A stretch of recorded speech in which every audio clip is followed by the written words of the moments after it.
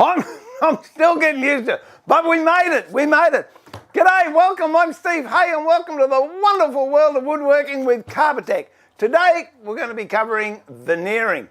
Veneer and some veneering techniques. Not going to go into in-depth, but I hope there's a lot of information that's going to help you if you've already started veneering or if you're thinking about getting into veneer. Let me get my breakfast out of the way.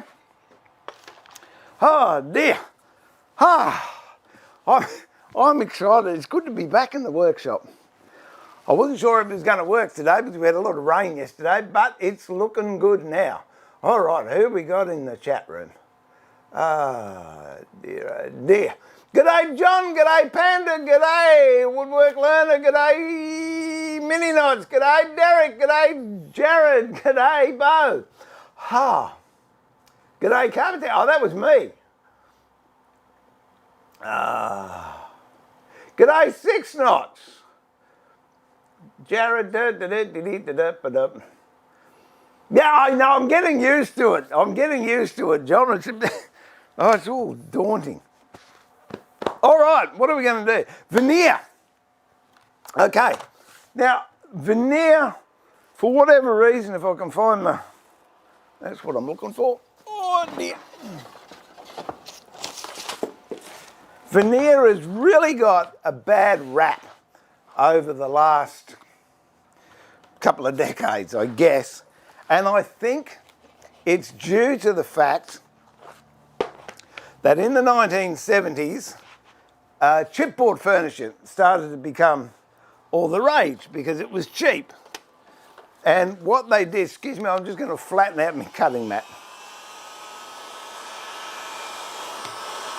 And what they did was use photo veneer or a synthetic veneer, what do you call that stuff? Contact vinyl, that's the word I'm looking for. A vinyl veneer. And people would go into a shop and they'd go, oh, that's nice. Yeah, what sort of timber that? Oh, it's veneer. And there was Formica, Laminex, Contact on the real cheap stuff. And all of a sudden it got a really, really bad name. And so now, if you're asked, or if I'm asked as a furniture maker, oh, you know, what would you build it in, solid or veneer? A lot of times I'll say veneer. And people go, oh, no, I don't want veneer, I'll give you an example if I can find it. So, I'm purposely not showing you my shed today because it is absolute schmozzle. But if I can't find it all, oh here, this will do. All right, you've got, this is actually, turn that camera around so you can see. Oh, wouldn't it be nice if I had a cameraman? Let me just focus in on that. There you go. And. That'll do. Oh, all right. Now, I'm getting used to this stuff. All right, now that is quite a nice burl. It's this is actually cedar burl, which I've never seen it before, and a friend of mine gave me that, Gary Field. Gary, if you're watching, he's a wood sculptor. Brilliant craftsman. Now, look at the thickness of that. And if I made a box out of it, all you're going to see is this outside piece here. To me, with a resource that is finite, doesn't it make sense if that's the only bit you're going to see, keep picking it up from the floor, doesn't it make sense to use a piece of veneer that is 0.6 of a millimetre thick, and you're still going to see this. Now, if I had I've got some packs of veneer over there, I'll show you in a tick. If I have this in veneer form, I get 30 pieces of that in a packet. 30 pieces, so I could slice this into 30 thin slices and use it as a veneer, whereas the rest of it, it's wasted. And with timber resources going the way they are, it's to me anyway, it makes far more sense to use it in a practical way and also conserve it so it'll go further. The other thing is, when you're using veneer, if you're using it on a good quality plywood, the plywood is far more stable than timber. So if you go, as has happened, say I live in Queensland and it gets pretty hot up here, and I had a friend that was living in Adelaide in the hills, which is a moderate temperature to cold and very low humidity. He had some gorgeous antiques and he moved up here to Paddington, and the first couple of summers all his beautiful antique furniture just split and popped because the difference in temperature. Whereas if it's veneer and it's on a good substrate, that doesn't happen. So it's good for the furniture as well. I do draw the line personally. I draw the line at using MDF as a substrate, and the reason for that is, years down the track, if you want a piece of furniture to be restored or revitalised or rejuvenated and you've got it on a good substrate, you can do it. If it's on MDF, possibly you can't. If MDF gets wet, it swells. If you've got a bit of time, check out the Hanna cabinet, H-A-N-N-A-H cabinet on the internet. A friend of mine, in fact, he's a master woodworker, master furniture maker, and he's the guy that taught me for a couple of years on how to do marquetry. Together we learned how to do French polishing. We changed over to hide glue together, which I'll talk about in a little bit. And have a look at the Hanna cabinet or the Australiana cabinet, both of which Jeff made, and they are veneer on marine ply, I think he used. Personally I use birch ply, but stay away from the cheap plies that you get in the hardware shop. $30 for a big sheet. Yeah, it's okay for an external wall or in your tool shop, but as far as furniture building goes, no, I would not recommend it. Anyway, we'll get into that a little bit later on. So that's the beauty of veneers. The other thing with veneers, I've got some packets here that I was in Carbotech yesterday and I picked up these. Now you could get, this is what they call a marquetry pack, and on the outside it's listed what's in there. There's Queensland walnut, spotted gum, red gum, silver ash. So it's Queensland walnut in the front, that's silver ash at the back, and I guess the spotted gum and the red gum are in between. Now that is if you're going to do marquetry and you want a variety of colours. So that's a marquetry pack. These are straight leaves of the same timber. That's New Guinea rosewood. It says up there, New Guinea rosewood. And this one's Jarrah. So you can buy it in forms like that, or if you've got a veneer mill near you, sometimes they'll let you go through the skip bin and you can pick bits and pieces up.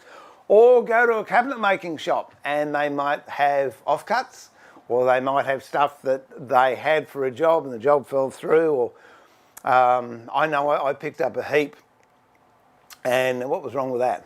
It had got wet and it was no good for the job. I got it for a reasonable price, and for the amount that I use, it really doesn't matter. So veneer, hang on, let's have a chat first. Hey Chad, hey Nathaniel.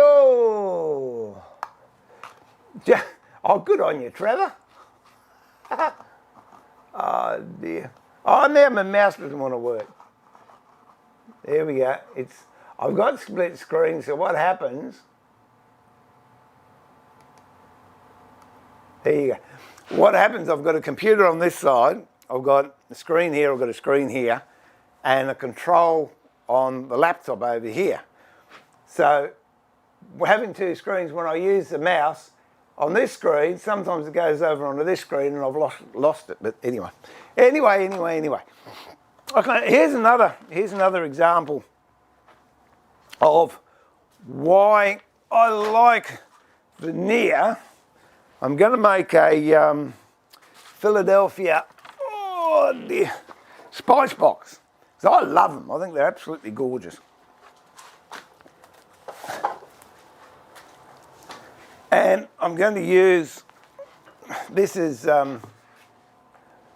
Queensland, keyboard out of the way, you don't need to see that. Excuse me. It's Queensland walnut. That's metho I'm putting on there, so it's not water. But if you can see the chatoyance on that, it is absolutely glorious. So they're in solids, but I'm going to do some other work on it, and I've got it in veneer. It's actually off the same log. So if I'm going to do a drawer front and I want to put some inlay in it, I can use the veneer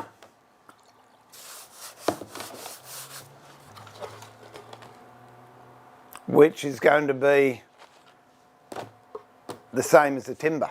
So sometimes you can actually get the parent timber and the veneer that comes off it. And you have a look, because that's roughly the same thickness. Whoop. I don't know what it is, about 20 mil, I suppose, just over 3/4 of an inch.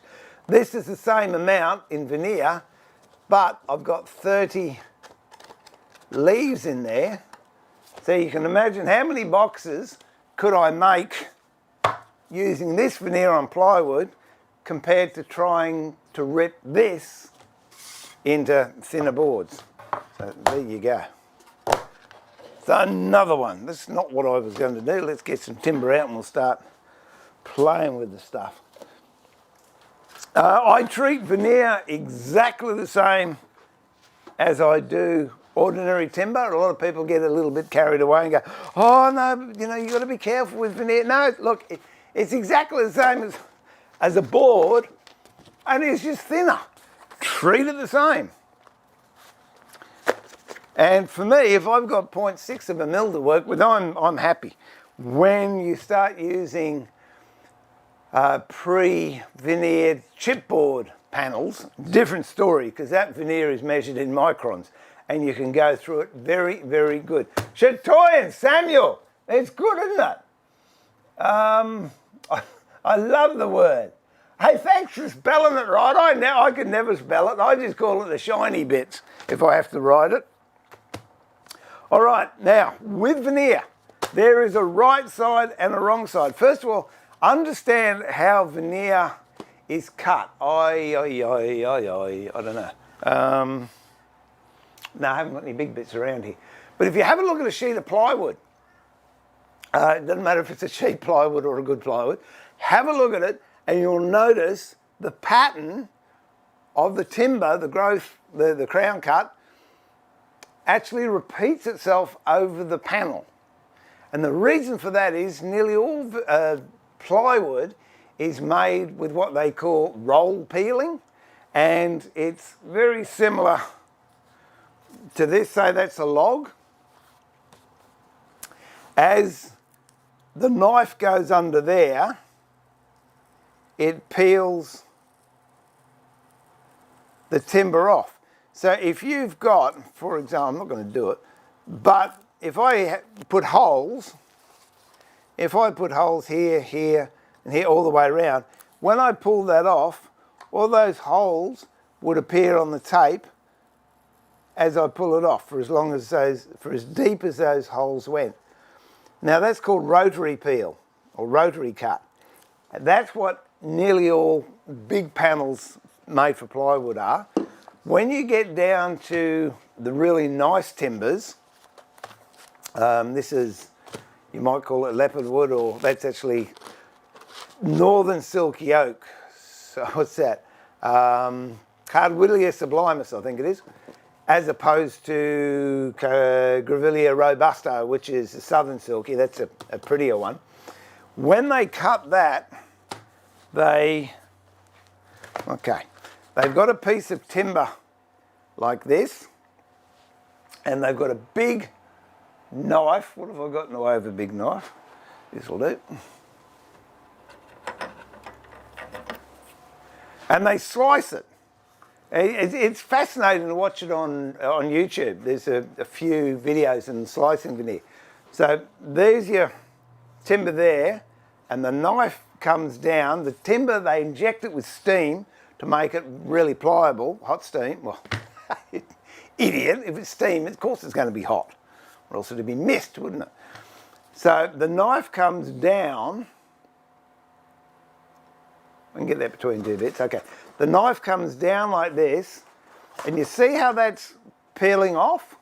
Now that's important for two reasons, which I'll go into shortly. But then you get this pattern here, that falls down, and then they do it to the next one, and it falls down. So then you get, a lot of people do is they call it book matching. If you get this piece of veneer and turn it over, you'll notice it's like opening a book. We've got this mark down here, and we've got the corresponding mark on the other piece. I just don't know if this is going to... Yeah, it might, hang on. There you go. It's not too bad. It's not the best example I've seen, but it'll do. So that meets there, and this pattern is the same, and you've got that and that. A lot of people use it indoors. The trouble is, that word I used before, the chatoyance, it is opposed to 180 degrees. If you look at this piece here, see how dark it is? This piece is lighter. If I turn it around, they should be about the same. See, they're the same colour, but if I turn it around, one's slightly lighter. I don't know if it shows up on what you're watching, but that's the downside of book matching. What I prefer to do is what they call slip matching. So I've got veneer like that, and instead of opening it like a book, I pull it and do that. It maybe artistically isn't quite as pretty, but then you do get the same chatoyance. There's nothing worse than if you get, oh, I might have one over here. If you get a big sheet of, say, parquetry done, I don't know if this one will do it, but we'll try. Oh, what's that one? Ah! And you might put diamonds in it. Now this is an old box design I tried ages ago, and I still like the design, so I'm going to keep that. But if you did all this diamond work and you have one of these out, when people move it, you'll get a shimmer over the box. One of these diamonds will be dull because it's been put in upside down, and the other way, this part will be dull, this one will light up. Or if you're doing sort of a sunburst, if I put this one in backwards, it would be dull when the rest of them are bright. In fact, the way the light is, see those two light up? And there, because I did it right, that's even. When you turn it around, you get the same light reflection. Whereas if one of those was turned, it wouldn't look even, it'll look dull, one of them, which is yuck. So that's one quick thing. Slip matching rather than book matching. There's nothing wrong with book matching, it's just a personal thing. That's what I don't like when the chatoyance is out. Where are we up to? Am I right in thinking that veneer first, then cut joints? Doesn't really matter. It doesn't matter, Andy. If you're referring to what do you call it? Dovetailing or something like that, because it's just as easy. I'll cut some veneer and show you how to cut it. It doesn't matter. What do? I generally do veneer first, but it's only because that's the habit I'm in. And I find that, yeah, it allows me, if I've made an error, I've got extra wood, because as people that watched me before, I never cut to size straight away. I don't cut to size until I'm actually ready to put the job together. Because if I make a mistake, I've got a bit of fat either end or on the sides that I can cut back to. Hard question. Yeah, look, I'd say, yeah, go with that one. Go with that one, Andy. Just veneer it first.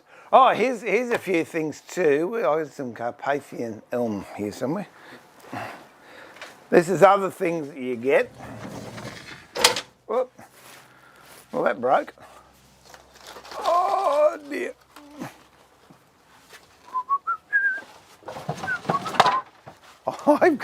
I got to tidy my workshop up, I'm telling you. Oh, all right. So that's, you can also, if you want edge banding, you can buy veneer that's, you used to be able, I don't know if you still can, you used to be able to buy it and it had iron on one side, and I'll talk about that in a little bit. That works. So that's if you were doing edge banding around the cabinet or whatever. That's another lovely packet of oak burl. And again, if that was one thick piece of oak, I'd maybe get 3 or 4 bits out of it, but now I've got at least 30 pieces that I can play with there. This is Carpathian elm. And if you can see, can you see the ripples in it? It's all bubbled. And it really is a bit of a pain when you're trying to glue it up because of the bubbles. You can also get, there you go, all different coloured veneers. That's another example of why you would veneer. That's bird's eye maple, and I've got a nice lot I can choose from if I'm making a box. Yeah, this Carpathian elm. Let me just go and get a platen. Oh, where's that one there? Have I done it? No, I haven't.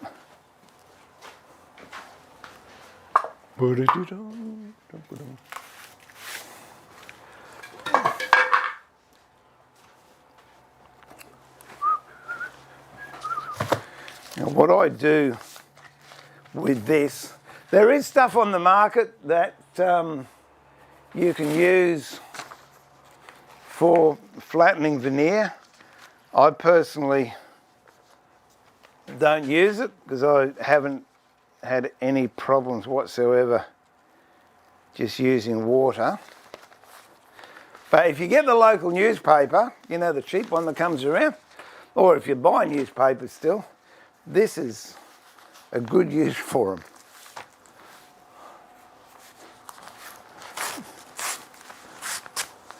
Okay. So we've got crinkly bit of veneer. What I'm going to do is spray it with water. Get some water in there, it'd be good. Oh, my water bottles are getting empty. I'll have to have a maintenance day, I can see it.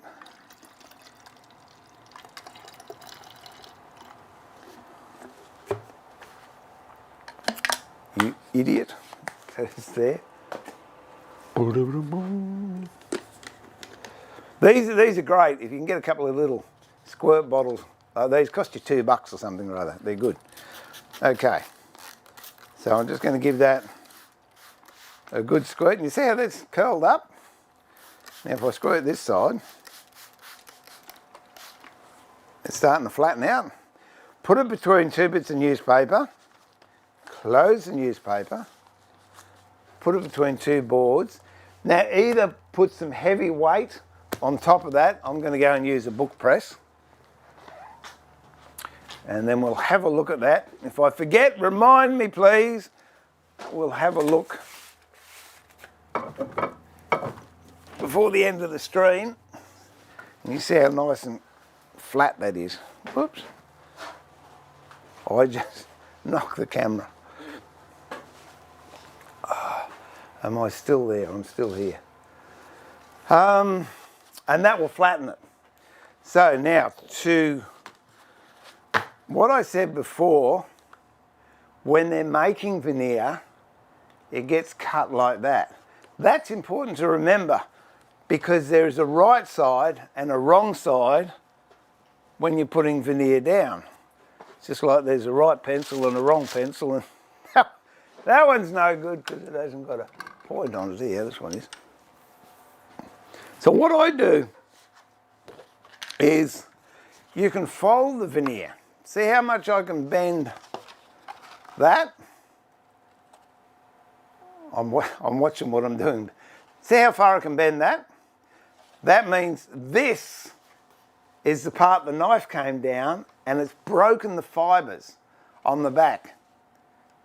And that still hasn't broken. And yet if I bend it the other way, that's what happens. It snaps. So with the veneer, when you first pick it up, bend it. It'll bend really easily one way and it won't the other. Where it bends easily, that's where the fibres have been broken.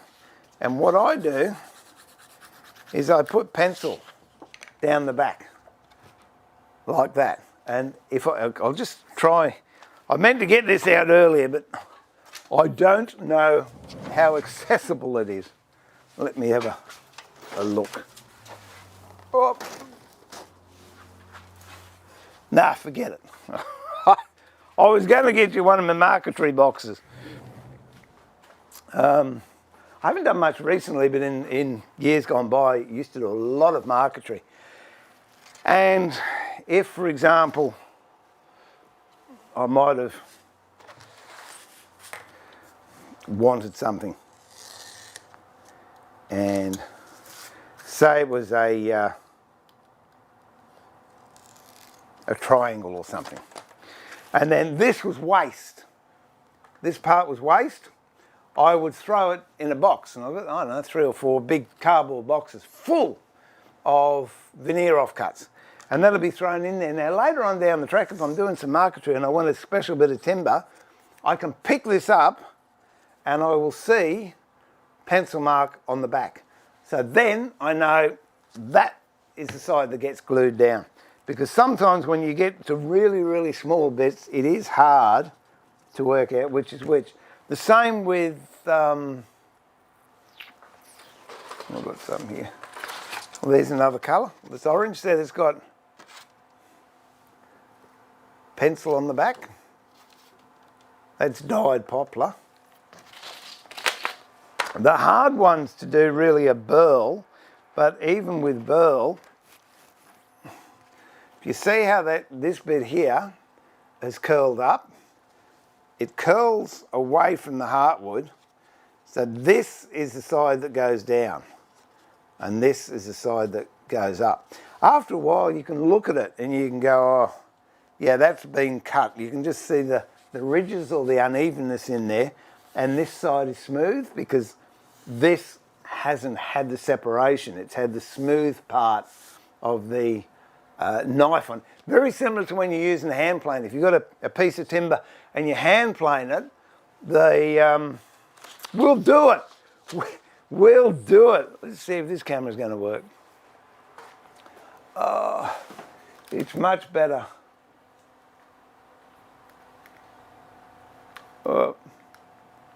Doing a demonstration, isn't it?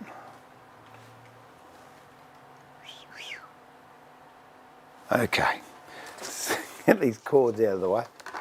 Let's get a bit of timber. There's got to be a bit of timber here on the floor. Oh, what have we got here? Okay, this will do. This maybe not a good example because it's got cranky grain on it, but we will have a shot.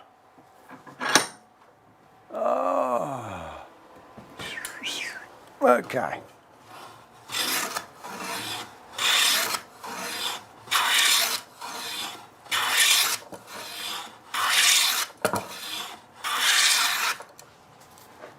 All right, I'll see if I can get a clean shaving off of this.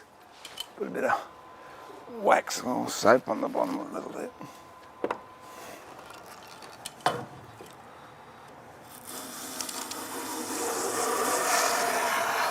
There you go. All right, now, let's see if we can go here. This is what I've just cut off. If you have a look at the back, you can see it's sort of got cuts in it and nicks in it. Whereas if you have a look at the front, you can see how shiny the front is. That's because that's the back part of the blade, whereas the front part of the blade does all the work. It sort of opens up the pores of the fibres of the timber and leaves us a nice smooth surface on the top. That's exactly what happens with veneer. So one side is a little bit rough and the other side is nice and smooth. Let me just move some of this stuff away. So that's number one, understanding which is up and which is down. When you start to cut veneer, that's a whole new ball of wax as well. Because different veneers cut in different ways. This is chili and myrtle, it's pretty friendly. There is something else. Where did I put that? Oh, there it is. I'll have a go at that in a minute. One of the things I do, which is really, really effective, is I get some 240 wet and dry and double-sided tape on the back of a ruler. This is a ruler without it. This is one with it. If I'm cutting with a ruler without it, see how that ruler sort of slips around, and I can cut, and if I haven't got my finger pressure right, if I move my fingers for whatever reason, the ruler will slip. Having the 240 wet and dry on there, it holds it in place, so it doesn't matter what I do, that ruler's not going to move. So if my hand slips, this is without the tape, if my hand slips, the ruler moves. This is with the tape, if my hand slips, the timber moves. So that will then give me a really nice straight cut.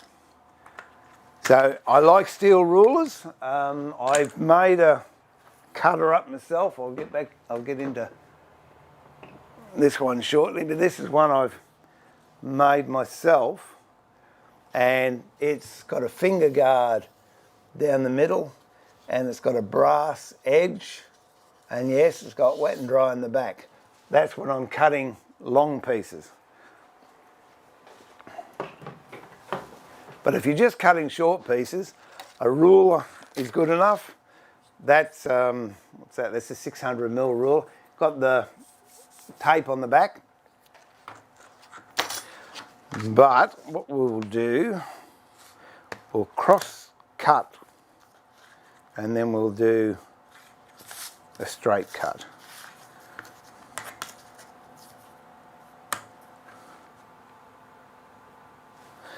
This is chili and myrtle, and it will take me, I reckon, a maximum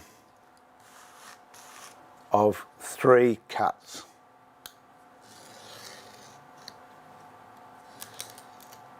Oh, 2 cuts, there you go. This is a timber called wenge, or wengi, depending where you come from. It is bony as. By bony, I mean it's really brittle, it's hard, and it's very fibrous. Now it's already split, so we're not going to get a straight one piece. But to cut this, it could take anything up to 43 passes. So we'll see. You saw how easy the other one cut in 2 passes? Same thing here. Can you hear the difference? You've got that to that.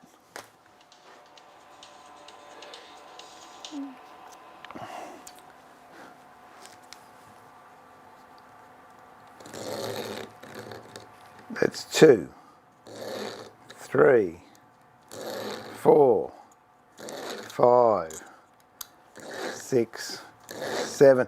I won't go to the very end and I'll show you why in a minute. 8, 9, 10, 11, 12, 13, 14, 15, 16, 17, 18, 19, 20, 21, 22, 23, 24, 25, 26, 27, 28, 29, 30. There you go. That took 30. And as you can see, it's very, very fragile. So be aware of the timbers you're cutting and know their properties. If you've got something like that, what I suggest you do is, again, get the newspaper and you can stick, this is burl, here's a bit of burl. Now it's pretty hard to cut straight burl. Wrong one, that one. You've got to be very, very light, and this one's not too bad by the feel of that. But it will sometimes crack. And you get little bits coming away. I didn't in that bit, that was good. But what I suggest you do, again, get the newspaper, glue it onto the, now this is important, glue it onto the top side, not the underneath, the top side. So even though I haven't marked that, because it's got newspaper on it,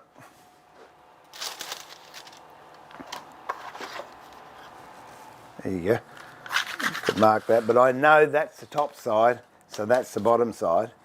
The reason you put it on the top side is then you can glue it down with the newspaper on top, and when you finish, you'll take the newspaper off. I'll show you how to do that in a tick. But I thought I had a bit of jarrah here. Oh, here we go. All right. This is jarrah, and it is an absolute pain to cut. I'll try and cut a bit here. 9 times out of 10, it'll split.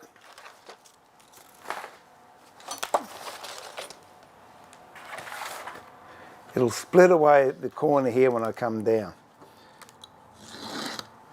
1, 2, 3, 4, 5, 6, 7. See? See how that all broke away?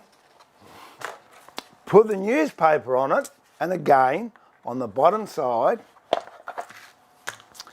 and then, when you try and cut,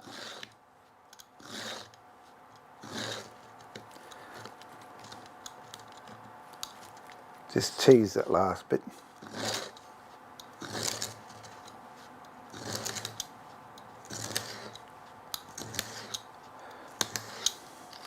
See, we've got a straight piece. Nothing's broken away.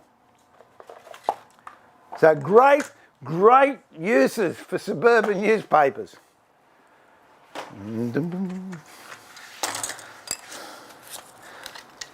So cutting it, it's very similar to sawing. You let the knife do the job. You saw that chili and myrtle I was cutting earlier.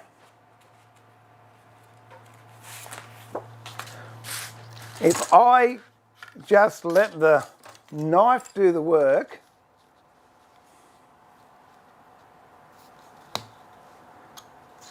One, two, three, four. I've got a nice piece. If I get impatient and I want to do it in one cut, either that happens or you break pieces. You break pieces off, like there. See that pulled out from the side? So it really is. I used to say with marquetry, and we're not doing marquetry here, this is just basic veneering. With marquetry, if you're cranky, you can't do marquetry. So if you start doing marquetry when you're cranky, one of two things happen. You either calm down and enjoy your marquetry, or you don't do marquetry. So just practice with different veneers and understand each veneer is different. You can use whatever knives. This particular blade I've got in this knife, they don't make this knife anymore, but that blade is available in the English Stanley folding knife. I don't know if I've got one around here. I did have one. And the other thing you can use, if I can find it, is, it's amazing, you know, there's the black holes. Here we go. There's a black hole somewhere between my front shed and this shed. This one is absolutely gorgeous to use. It's a file, however you spell that, was it P-F-I-E-L or something or other. It's a Swiss made chip carving knife, and again, it is beautiful for cutting veneers. It's a nice knife to hold, and it will give you a lovely, lovely cut. I have seen people use X-Acto knives. I'm not a fan of them. I've got one over there. The one I really encourage you not to use is the snap blades. You know, you can buy them and they're the retractable blade, and they've got segments. The reason being, and it's happened to me, it wasn't mine, it was someone else's, and the blade wasn't particularly sharp. We were cutting something that took a little bit more pressure than normal, and the blade actually broke off and flew and just hit me in the cheek. So don't like those. Not a fan of the Stanley knife for delicate work like this. The Stanley knife will work, but really keep that for your linoleum. What is it stuff? Linoleum. What's it called? Oh, I don't know. You know the stuff I mean. You put it down on the floor. Or cutting cork tiles, or cutting, wall sheets or paneling or something like that. Because that's what they're good for. But if you really want to do veneer, I mean, you wouldn't want a surgeon to come in and start hacking into you with a pair of gardening shears or something like that. Much the same. If you're going to do veneer, you need to have a delicate touch. The other thing you can use are scalpels. Number one, scalpels are very good. Personally, again, I don't like them because for me it's too thin. I've got big hands. I like to feel as if I've actually got hold of something, not something small. But I know a lot of people that do use scalpels. Okay, what do we do? There's some questions, so I'll answer the questions. Where's my mouse? Oh dear. The sound of one man playing, isn't it nice? I could do that to de-stress. Good morning, Maxwell. How are you, my friend? I trust you and your brooms are well. Oh, Bob. Okay, Bob. What glue do you use to stick paper to veneer? Okay, I'm coming on to gluing right now. How's that? That's a wrong thing to ask, Max, but I know you asked that because you knew it was the wrong thing. Okay, so now gluing. When I started, and I I guess we all start somewhere. I used to use PVA for gluing, and I used to use contact cement.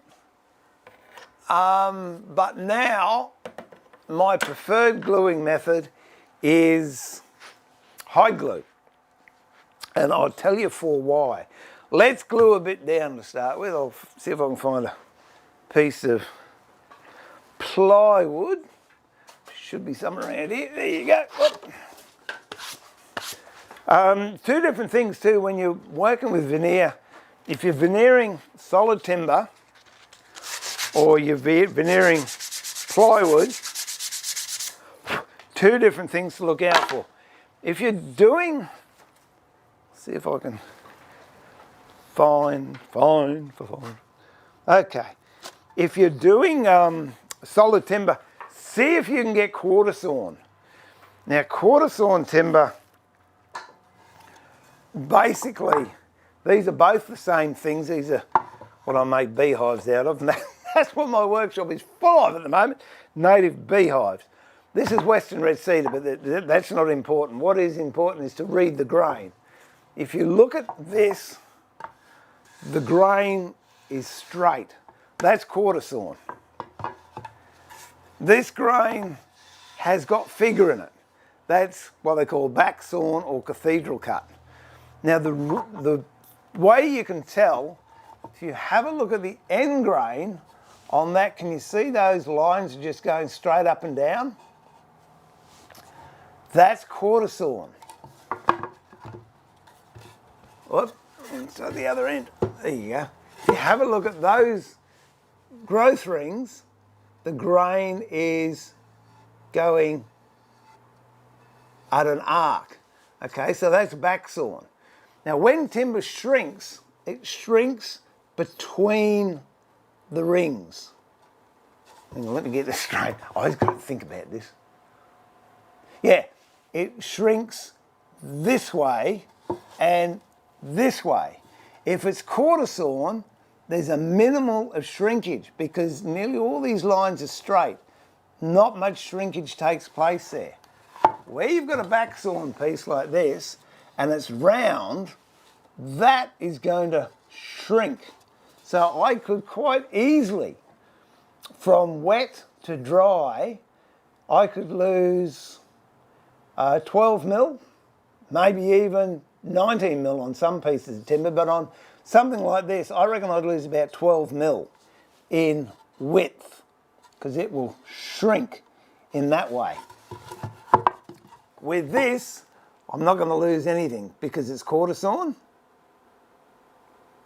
Hope that makes sense. It will shrink. If it does shrink, it'll shrink in this way, but not this way. So if you're laying out a board and you're going to use solid timber, make it quarter sawn with all these pieces running.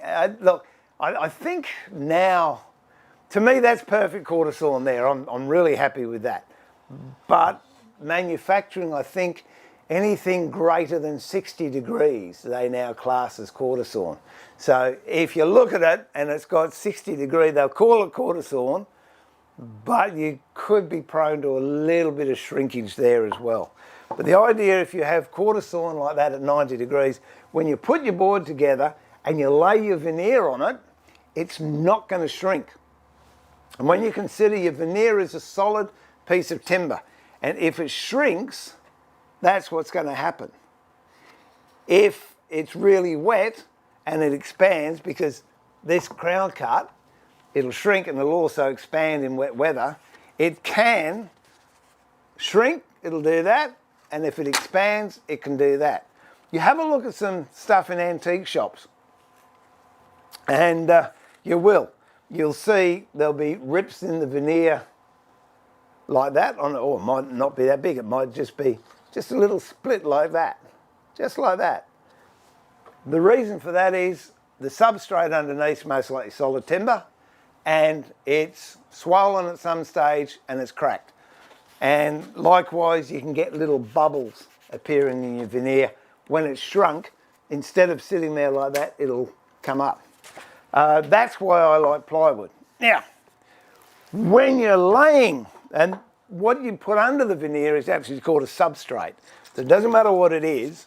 If it's what you put the veneer on, it's called a substrate. Now, if you're working with solid timber, or, okay, we'll do this one.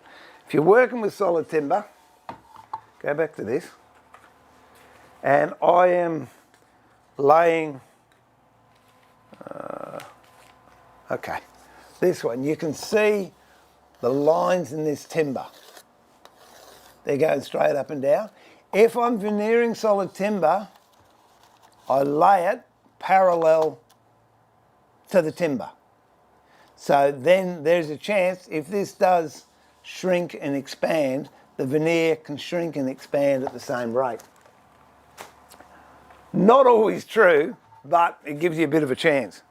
But plywood, if you look at plywood, you can see the crown cut there, and the grain is running up and down that piece of ply.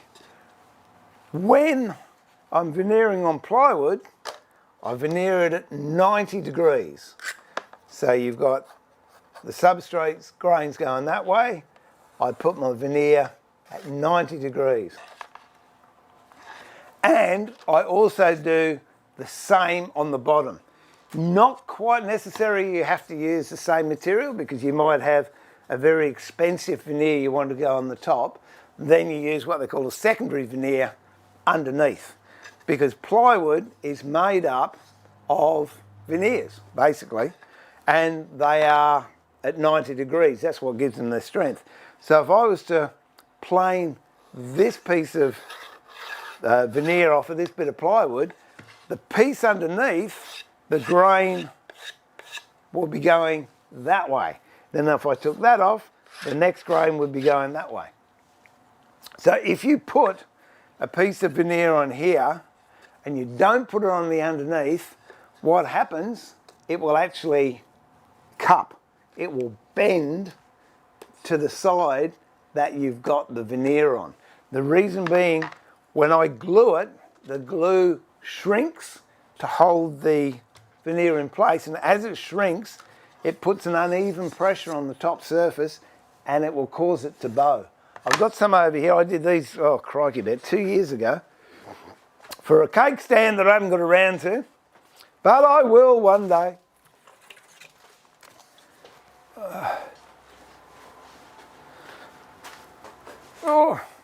And if you look at those, I haven't even checked this, I've got to make sure. There you go. Yeah, you can see that's straight. It doesn't have any bows in it. Now that's got Victorian ash on that side, Chilean myrtle on the other.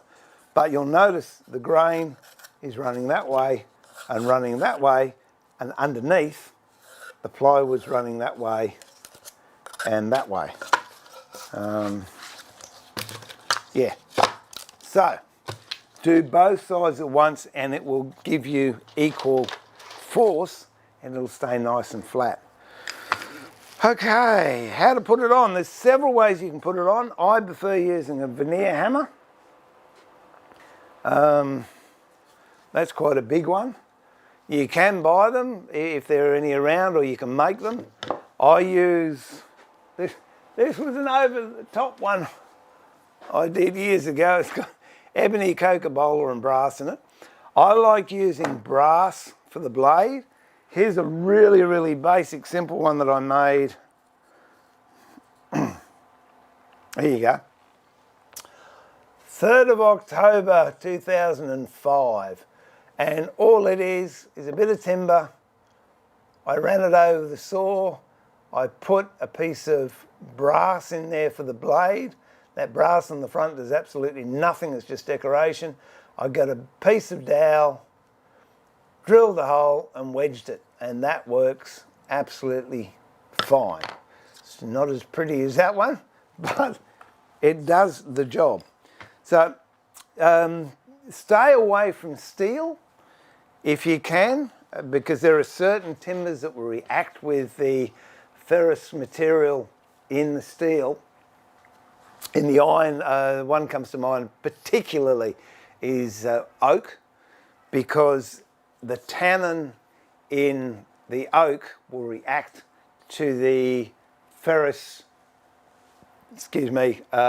chemicals in the steel, in the iron. And when you go like that, you've actually got water going between the veneer and the metal, and it will go black and it will ruin your day. Brass, I've never had a problem with, it's fairly inert. Copper, I have used, but just there's a tinkling in the back of my mind. There is a drama with some timbers with copper, and you can get it green sometimes, which again, doesn't make for a perfect day. How are we going? Yeah, we're getting on to that. We're going to that. Samuel, measuring the rafters in the house last night for a bracket shrinkage was, yep, 7 metres, look, shrinkage, and yet if you get a lot of rain, I reckon you can measure it, and it would either be back to the same size or it'll be a bit bigger. It's amazing timber. People say, oh, it's dead once you cut the tree down. No, it works well. Another thing I use a lot of is baking powder. I'll get it right one day. Baking paper. The reason I like it is it's stronger than greaseproof paper, and glue doesn't stick to it. And I buy it in commercial rolls like that. It works absolutely fine. Now, I'll do a hide glue up first. This is hot hide glue. You can see the steam coming off it. Just gonna, let me just get a bit more water in there because it's getting a bit low. Got any more water over here? Oh, dearie, dearie, dear. Oh. There you go, that's an old double boiler pot. And let's see if we can, oh, there you go, good shot. What do we put on there? That's pretty close, okay. First things first, which is up, which is down. That's bendy. This is the part I'll put down. So I'll draw pencil over that. I like, in everything I do, I like double gluing. And what I mean by that is, I'll glue the substrate. Oh, there's a bit of muck in there that I didn't really want. Let me just wipe that off. Oh dear. If you're using hide glue in a pot, ideal temperature really is between 55 and 80 degrees. Mine generally sits on about 70. Oh, I tell you what I didn't do.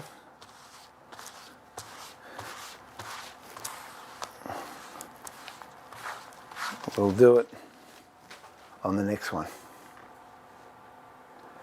You might need to key the surface. This one will just glue straight down onto the whatever it is, plywood. Okay, so I've covered that in glue. Just make sure you haven't got any high spots like I've got there, because I must have some rubbish on my brush. So that's been glued. And then I also put glue on the veneer.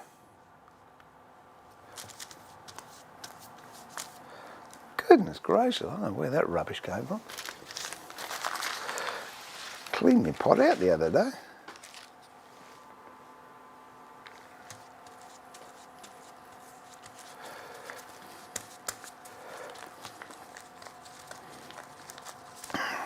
You've got to be reasonably quick.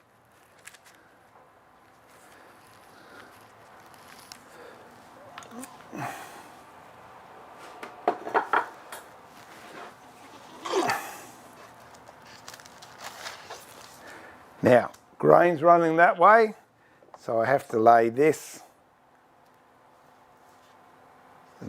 way.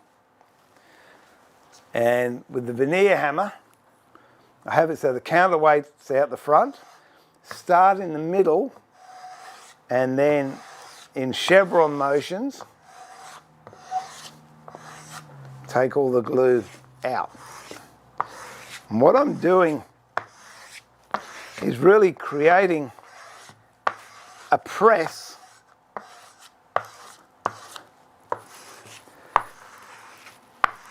by taking any air out between the two surfaces, and then that lets atmospheric pressure work on it. And atmospheric pressure, I think, is around 14.5 pounds per square inch, which is pretty heavy press.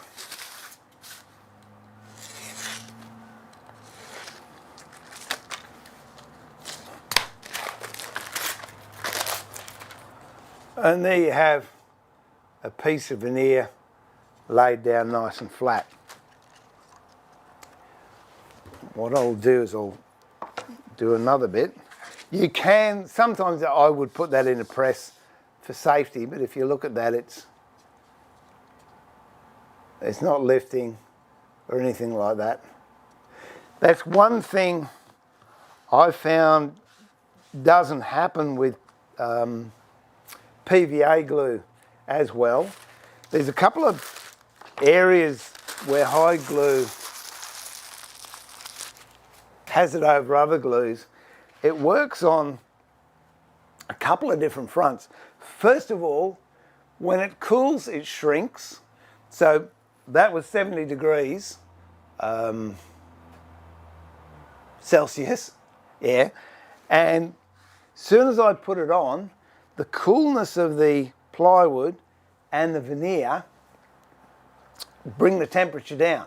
So when the temperature comes down, it shrinks. As it shrinks, it pulls the veneer onto the plywood, which is one good thing. And in fact, if I don't know if it'll work. There you go. See how quickly that sticks? Quite well. You can eat it. It doesn't taste very nice, but it won't kill you. And the other thing is, over a period of 12 hours, 24 hours, the moisture will evaporate, which also gets the glue to shrink and stick down. The thing I do love about hide glue is if I wanted to pick that up, as you can see, it's sticking pretty well now. But if I wanted to lift that, all I've got to do is get a heat gun, put a heat gun over it, which softens the glue, and I can peel that off. Very hard to do that with a lot of PVAs. What was the other thing I was going to say about hide glue? Don't know, can't remember. All right, let's try something else. Now, I put that straight down on the veneer because that's a pretty easy veneer to use. But what I said before is key it. Now, in a lot of cases, people won't have the next plane that I'm going to use, but I'll show it to you anyway.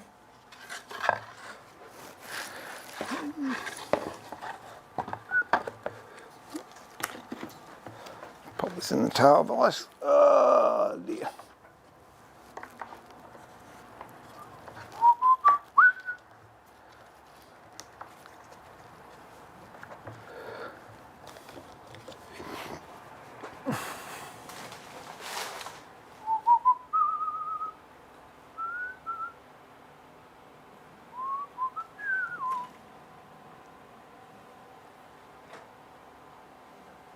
Just adjusting this camera. Okay. Don't know if I've got any. I want some 80 grit. But first of all, we'll do this. If I'm doing a big panel, I'll definitely key it. This is what they call a toothing plane, and if you can see it, let me just. Oh, that's clever. I'll clean it with a pencil then.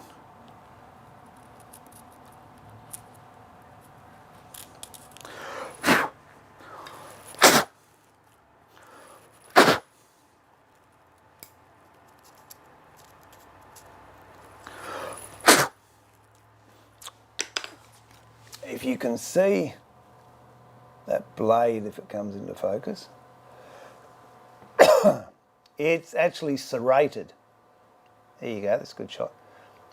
You can see the serrations. It's not a flat blade like a normal cabinet plane, and its sole function is to abrade the surface.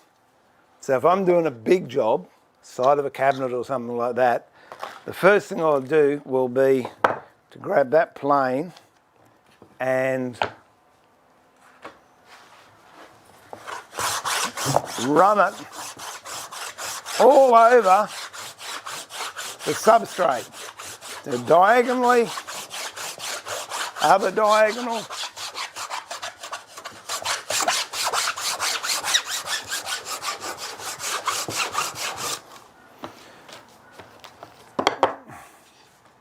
And you see that it's all nicely scratched and scarred.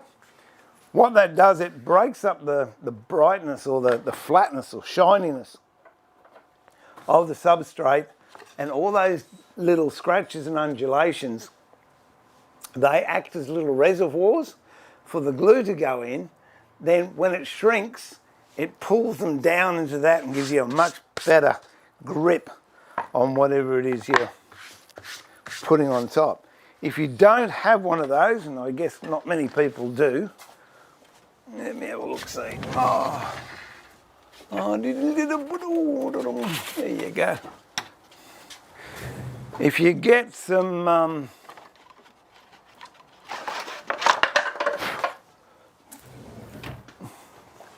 80 grit or 100 grit sandpaper, and you do exactly the same thing. Just put it on a, actually, I'll see if I can get a third sheet happening. There you go. Or a sixth.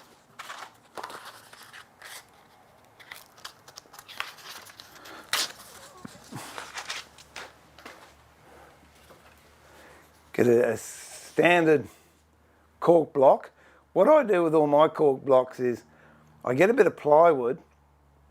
Whatever the thickness of the plywood is, I cut that off the cork and then glue it on the top. So I end up with the same thickness cork block, but it's got a hard surface. And that's good when you're doing veneer. You want a hard surface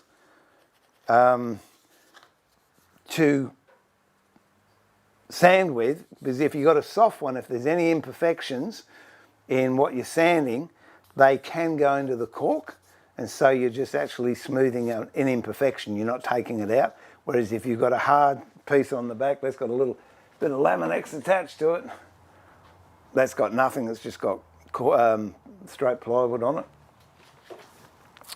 So let's try. And when you're, little trick, when you're putting sandpaper on, a lot of people will just wrap it like that, and you see this bit here, that gets caught and that'll rip your timber, that'll rip your paper. Whereas put your thumb on, hold it there, stretch it over, and you'll notice there's no belly in the sandpaper to catch.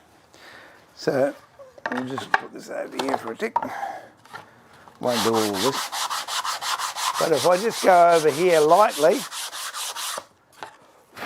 and we go. That way I've broken the surface up and it's now rougher. Not as effective as a toothing plane, but heck of a lot cheaper. Okay, the other thing you can use a cork block with plywood is, you can use it actually as a veneer hammer. You can put your veneer down, use the edge of the hard piece, and you can rub your veneer down like that. So let's get a bit of cranky stuff.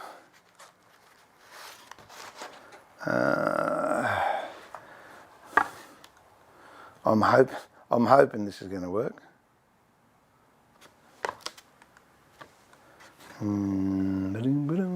We'll see. Gotta love live television, don't you? If it's going to work, it'll work. If it doesn't matter.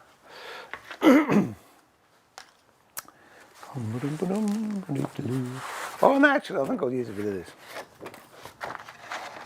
There you go. Okay, we'll cut that. I'll do something with it later. Find out which is the up. That's the up. That's the down. This is the side we're going to glue down.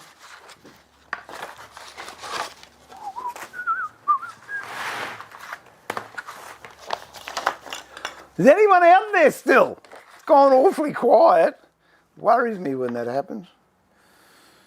Okay.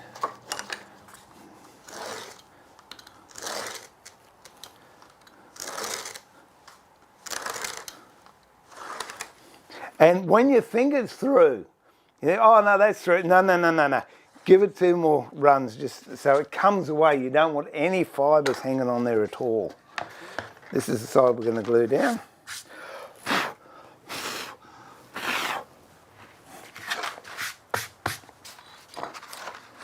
Get some more paper. Oh, I'll tell you what, Orange cup of coffee time. I'm just going to put my kettle on. There we go.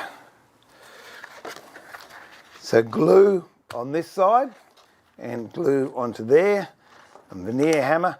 What I want to happen is when I lay this down, I actually want it, I call it curious wood, because it'll turn around and look at you. So what I want to happen when I've glued it down is for it to curl up and fight against the glue. That's what I want. Whether or not it happens, I don't know.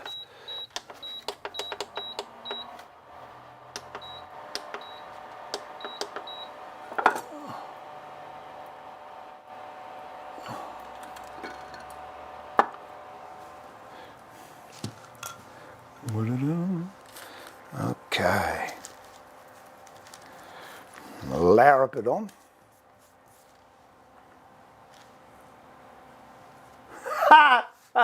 Thanks, Chad. Thanks, Trev.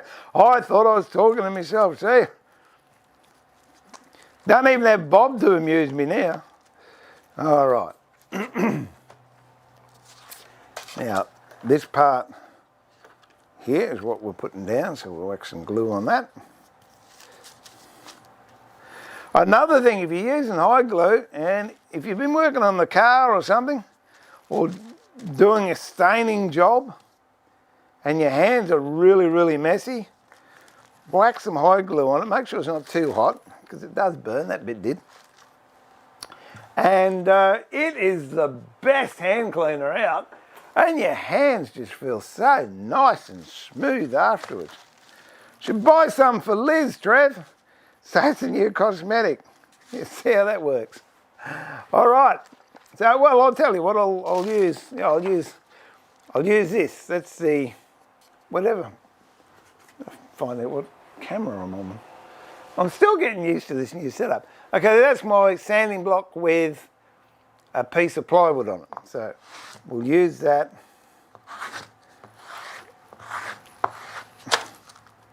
To hold it down.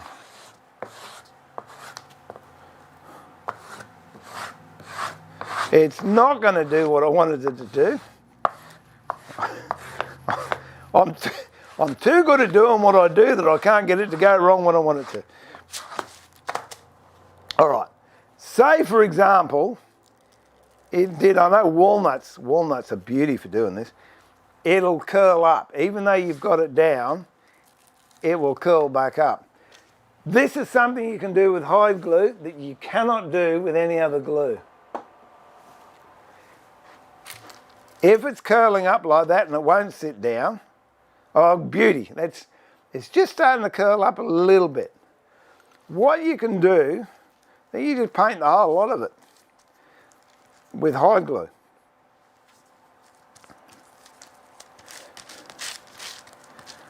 And very similar to plywood, what you've done is you've equalised the moisture. So it will then lay flat. And then I'm going to use a veneer hammer only because I don't want to get glue all over this. And then you just re-hammer it down and it will lie dead flat. Now, there's a couple of great things that happen when you do this.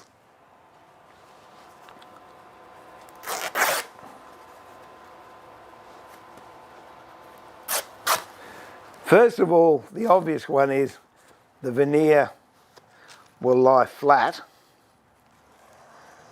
and you've equalised the moisture. But the other thing is, if there's any little hair cracks or little, I stress, inclusions or splits, the glue will actually fill them. And you can put a polish over the top. It won't affect any finish that you use. When hide glue dries, it crystallises. And so when I go to sand that off, that's going to be just a really hard finish, and I can rub sandpaper over that and it won't clog the sandpaper. Whereas if you're using a PVA, if any of you have, and I'm sure you have, you've done a job and you're sanding it, there's a bit of glue there, and you're using sandpaper, it clogs the sandpaper up and just, you know, becomes a little bit frustrating at times. That is one of the big joys of using hide glue. When it dries, it's crystallises and hard. Downside, if you've had it in a press and a little bit has creeped out on the side, be very careful because it's like a razor blade. And I can't tell you how many times I've gone like that and sliced my finger very badly. So just be wary of that. But that's a great thing to do with hide glue.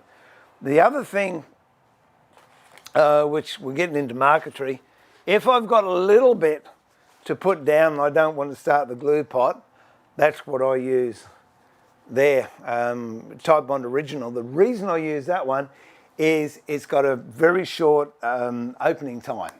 So I can put something down and just veneer hammer and it'll stay down very quickly.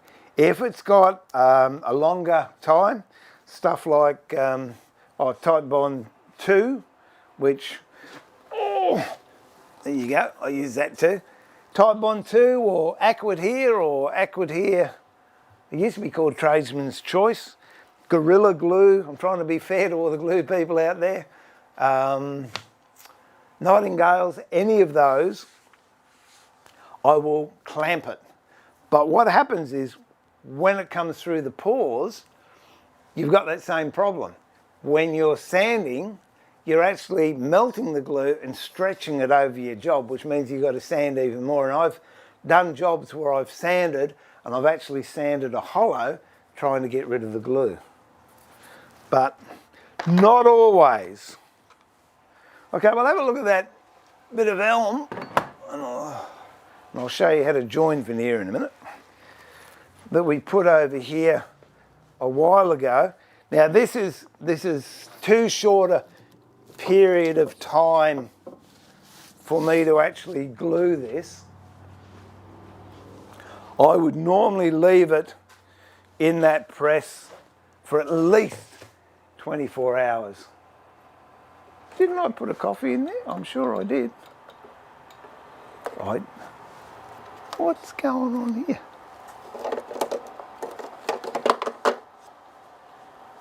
Oh, I'm sure I did. Wait a minute, I'll be with you in a tick. There we go.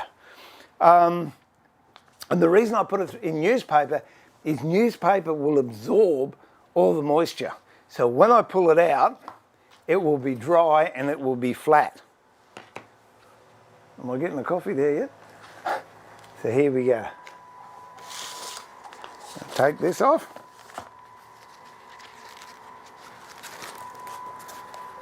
Okay. Now you can see that's a lot flatter. The newspaper's wet. This is still a bit damp, and that's why I wouldn't use it, because if I laid that down with hide glue and it was still damp, what happens when it dries out, it will crack. So that's why I might even change the newspaper 3 or 4 times over that 24-hour period. So when it comes out, it's going to be dry. Then I can veneer it and clamp it and do whatever. Okay, joining veneers. If you've got any questions about veneers thus far, please ask. Oh, that's good, John. Boy, you missed watching. Oh, well, that's nice. No, look, as I said before on that quick stream I did, that some of you saw, yeah, that was the reason I haven't been doing it, but I want to get back into it too. So I stream for Carbotech once every month, first Saturday in the month, and I'll try and get back to mine at least on a weekly basis as well. So what have we got? I've been up there, yeah, I know. I was over at his place yesterday too, Theo. How do you feel about Type Bond hide glue? Have you used cold? Yeah, look, I have. No reflection on it. Personally, I didn't like it. I've actually got some here. That's what, who was it? Randy. That's what Randy was talking about. And look, I'm sure it's fine. I have tried it a couple of times, but I have been so used to using pearl glue, which, see if I can, I'm gonna make some more up anyway. Wait a minute.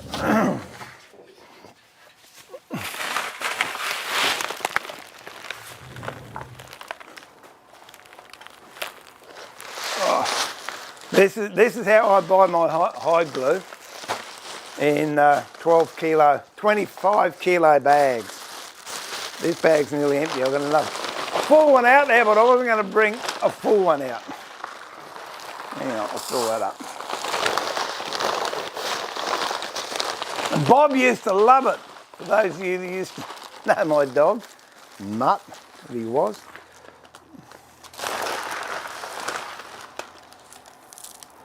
Okay.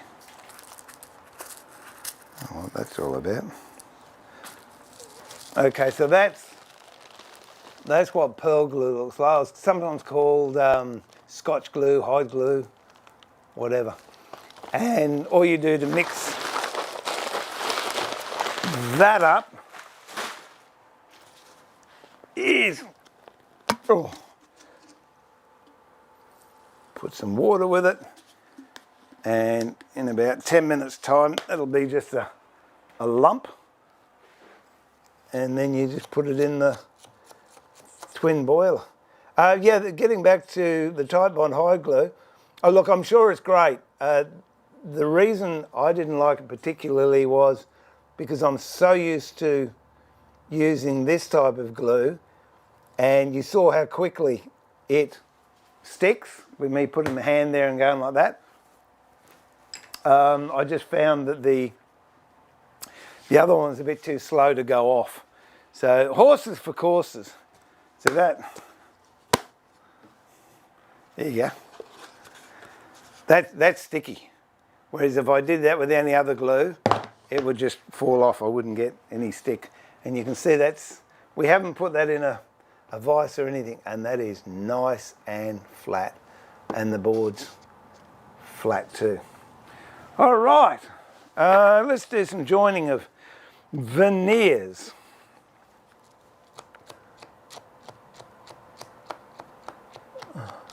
There you go. There we go.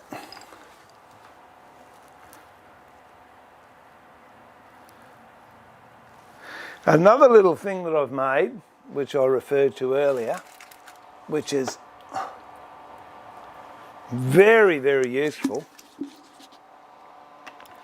And again, depends how far you want to go with veneering. For example, this, I haven't finished this box yet, but it's a box I'm working on. And on the top, I've got these little triangles, and those black lines are actually pieces of veneer that I've put between the triangles. Now, to try and cut that veneer can be somewhat of a challenge by just using a screwdriver. A screwdriver. I meant a ruler. Oh my goodness. Come and take me away, Ethel. Yeah, just using a screwdriver. I did it again, didn't I? I don't know what I got with screwdrivers. Perhaps I like vodka and orange. Ruler. That's what I'm trying to say. The challenge with doing it with a ruler is to get that exact width all the time. So what I've come up with, which I don't know if it wasn't my original idea, obviously. Would have got it from someone. But this, okay, here's a perfect example of why I will not use MDF. You see, that's 20 mil. It's obviously got wet on the floor somewhere. And see how much that's swelled up there? Now, if I'd done a cabinet door or something and it got wet, it didn't matter how great a veneer it was, you got to throw the door away. There's nothing you can do with it. It does have its place. It does have its place. But for me, not in furniture. Okay, so all I've got there is a piece of board. I've put a brass strip down there. You don't have to do that. Just a bit of wood. It's just, I like using brass for those of you that have known me for a while. And what I have is a box here of just, look, if my wife was sorting the shed out, she'd go, oh, that's junk, and she'd throw it away.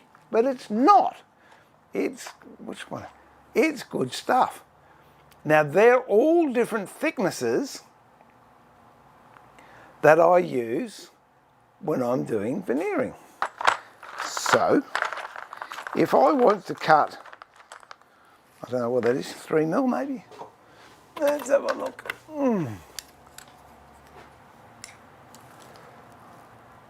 Gee, good, aren't you? That's 3 mil. If I wanted to cut 3 mil strips of veneer, what I will do is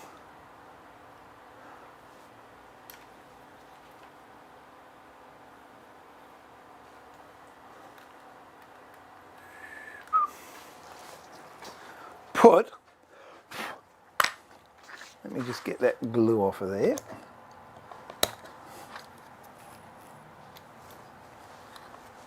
And I was just getting back to that tight bond high glue. I like tight bond. As you can tell, I've got a lot of it. That one doesn't work for me particularly well, but there's another one that I like, polyurethane glue. That's good stuff. All right. So if I want to do 3 mil strips of veneer, I lay that there. I'll cut a straight edge. I'm going to use my straight edge tool here.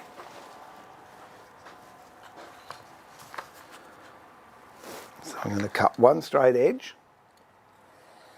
Gently let the weight of the knife do the work.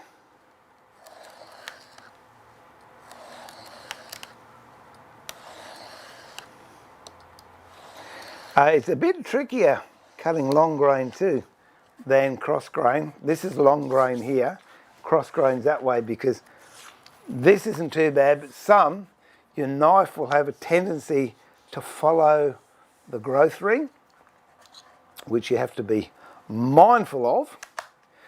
So okay, we've got a straight edge there, we know it's straight because we cut it straight. Put it up against your edge there, then put these chocks there. Put your other straight edge against there. Push down and then don't rush it. Take your time.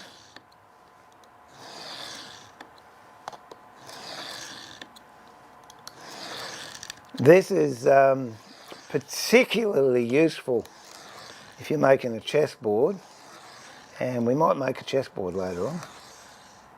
Okay, and I can pull that away, and look at that.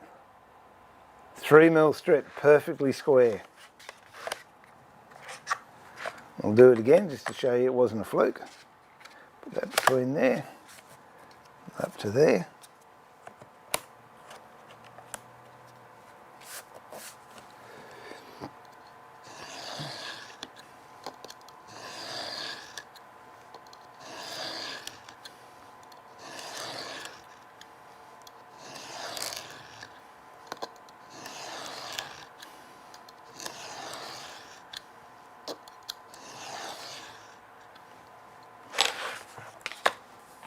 There you go, 2. That box I showed you before, wherever it is, they were actually 1mm strips of black veneer and done exactly the same way. If you want to do, any big ones? Yeah, okay, well, what are these? These are 24mm, so we'll do one at 24mm.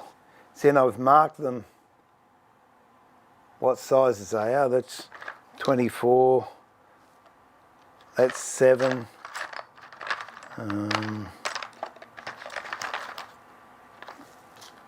that's 7.5, so whatever you need. So what we'll do is pop that in there, bring that up.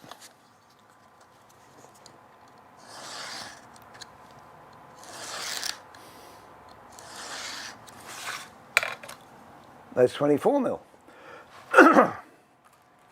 Now we might even join some.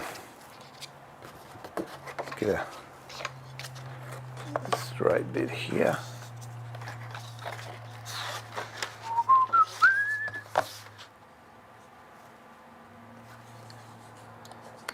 Down the track we'll do another one on parquetry shapes. So if you want to make that diamond pattern that I did, or as I said, we might do a chessboard.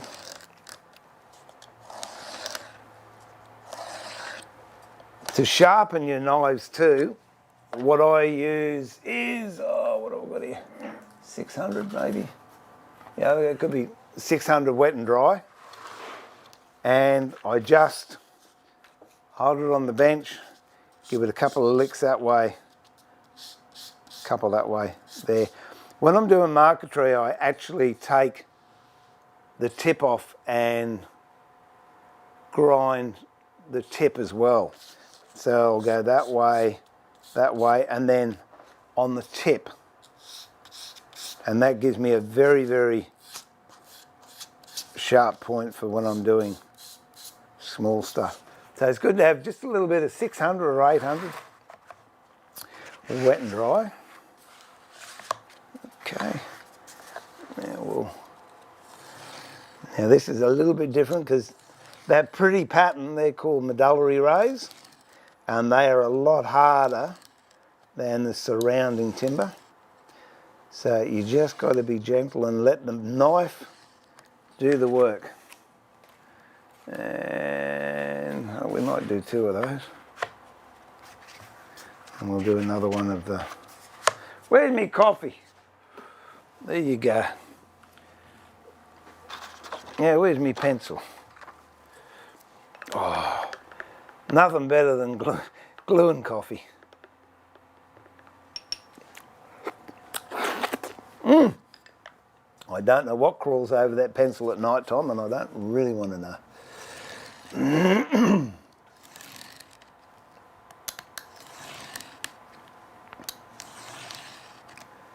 So I think that's through now, so I'm going to do one more, yep, just to make sure.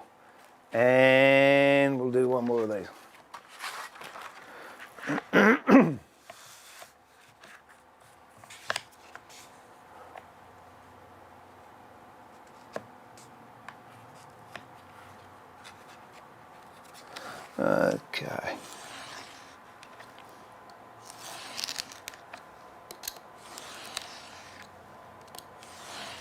There we go.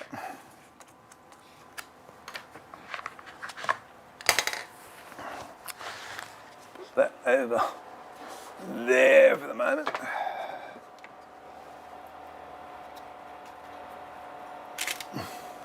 You have a look at that glue that I put the water in before. See, now it's just a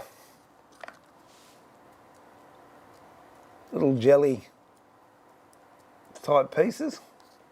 So what I'll do with that, just put that straight back into the glue pot.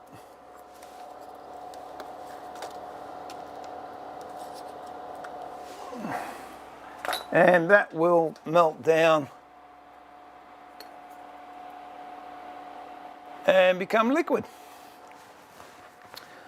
And you don't need much of it, as you saw then. Now what do I want? Sticky tape. There's a lot of things you can use for joining veneer.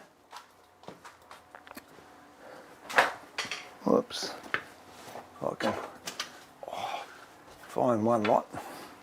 Says he, hopefully, looking over here.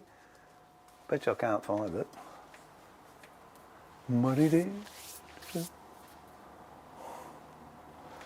No. But you can get veneer tape, which is a paper tape.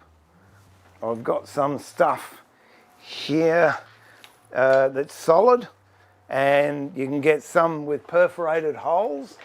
You can use masking tape, although I find with masking tape, depending how quickly you intend to use veneer after you've joined it, it can create a bit of a problem. Speaking of problems, Samuel asked what sort of glue, or he's talking about the hide glue. You can use contact cement, but I would use it very, very sparingly. Case in point, a friend of mine came and got some walnut burl from me and hide glue. There was 2 Jags. A friend of his had 2, old Jags, and they wanted to redo the dash in walnut burl. And Mark said, oh, look, I'll use hide glue. And his mate said, oh, it's a waste of time. He said, I'm going to use contact cement. Interestingly enough, in Queensland, in Brisbane summers, it gets very, very hot, especially inside of a car. The Jag that had the walnut dash done in contact cement, the contact cement melted and the dash peeled away, or the veneer peeled away on the dash. And yet the one that was done with hide glue, to this day, is still good as gold. So I've used contact cement, especially on fiddly bits. For example, if I was going to put an edge down here and I was going to use veneer, depending how much it was, I could, quite easily put a little bit of contact down there and use it. Another thing you can do, say for example you had this. This is something you can experiment with. You can put PVA on that, just on one side, or hide glue, doesn't matter. Let it dry, then put it in place and run a hot iron over it. That reactivates the glue, the pressure of the iron will hold it down, and you can get away with. That is a quick fix for doing little edging and what have you. I drove my wife mad once. I was using the ironing press. I was doing box lids, and the ironing press, I ended up having an ironing press out in the workshop, and she didn't have one in the house for a while. So yeah, try that. Oh, look, I wouldn't do it with big jobs. It creates a lot of problems because the iron does generate heat, and it can cause bubbles. If you get bubbles in veneer, which does happen sometimes, if I could make one, but what I do is I get a knife and I'll pierce the bubble with the point of the knife, put a little cut in there, then get a little bit of glue on the end of the knife blade and poke it in, and then with the veneer hammer, rub it until it's dried. I have used super glue in the past to do that, and it works very well. However, I saw a beautiful job that this lady had made in marquetry, and it was a Japanese scene, you know, with the pagoda up here and the cranes here and the cherry blossoms over here, a geisha girl, and then there was a little lake, and in the lake there was a lily, and the lily was made out of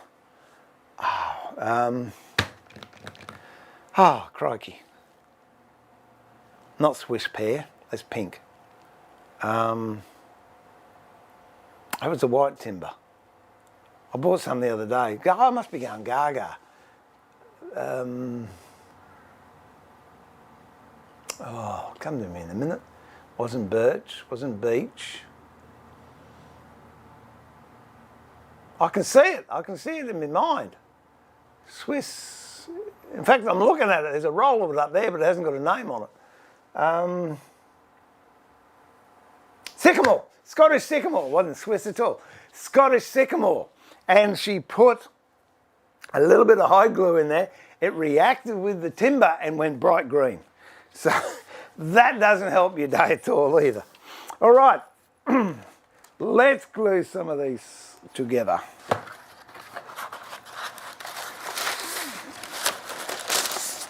I'll do one with hide glue and I'll do one with PVA.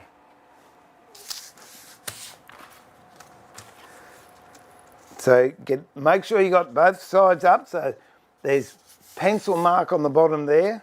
There's no pencil mark there because I didn't do it, but I should have. Okay, I know that's the downside. So I'll put these together and I'm going to use ordinary sticky tape. Again, I have preferences. My preferred one is 18mm sellotape brand.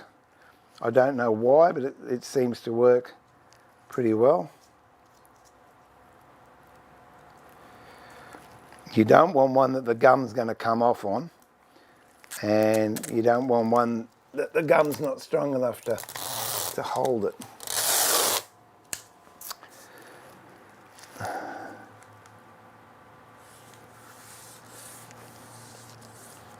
So I've put sellotape half on, half off, and then I move it up to the timber I'm going to glue to, and move it so it's touching, and then I actually sort of stretch the sellotape over to it. If you put this one over there a little bit, and as you push, you'll feel it click as it flattens out.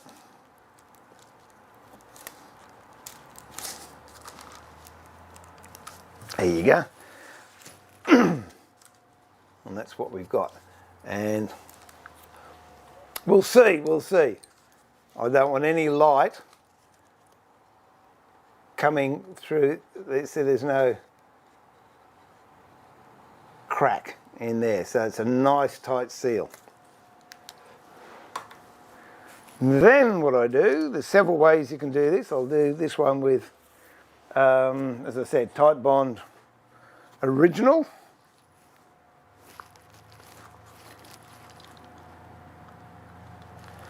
Several ways you can do this too.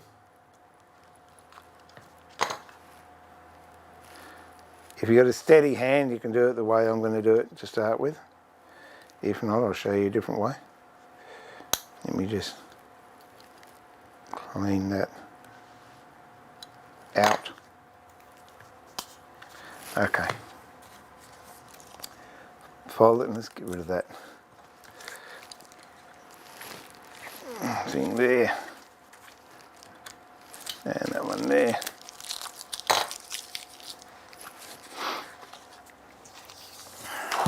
So we'll drink a coffee. Good stuff this, I like it. Oh, one of the worst things I ever did was put an espresso machine there. Okay, So I've folded this in half, like that, and then I'm just going to run this down there.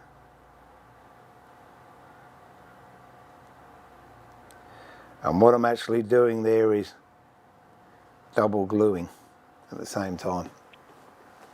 Okay, so you can see I missed a little bit there. That's okay, because I'll just bring that up and then rub my finger down there like that. Open it up, fold it down, and then I'll put that, I'm not going to put it in the press. And then that will glue nice and flat.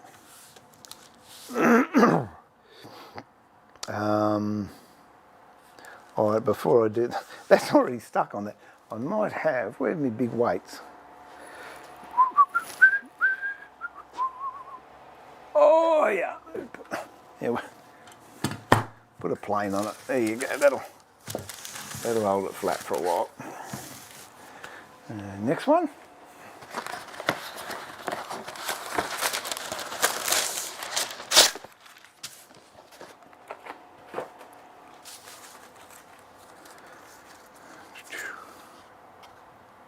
See, even that thin little bit, because I didn't put the pencil on it, I can tell that's soft that way, it's hard that way, so easy down.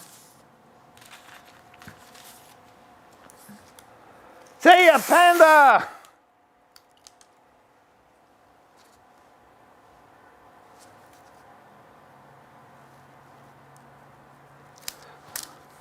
Put that down. Just have a quick chat. Oh dear.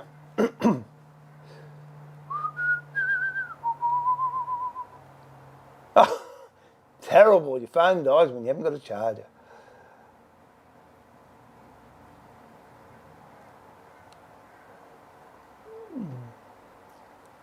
All right. Okay. Oh, just catching up on the chat there.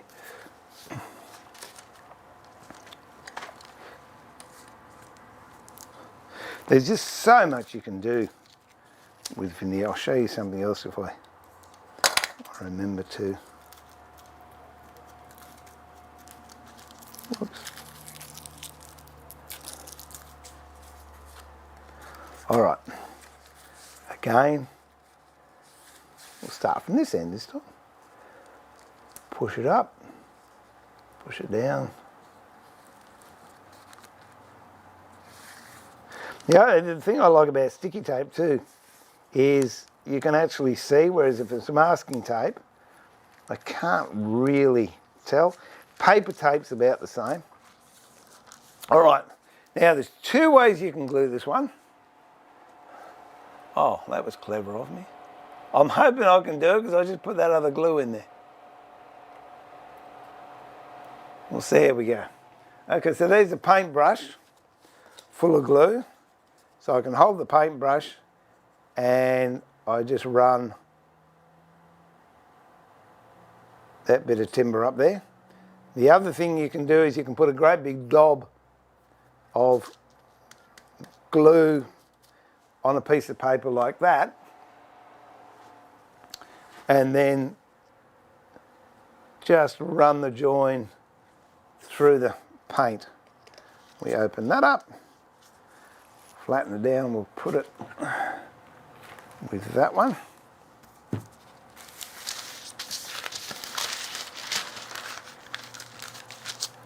Like that. Put that on there. Put that on there. Put that on there to hold it flat.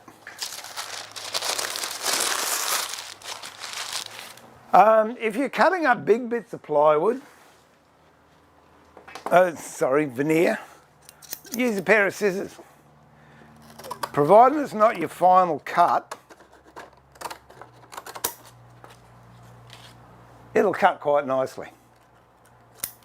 But for your final bits, I would recommend you use a knife. Sometimes it's not nice. This is Cranky Jarrah, we'll have a look-see. Okay.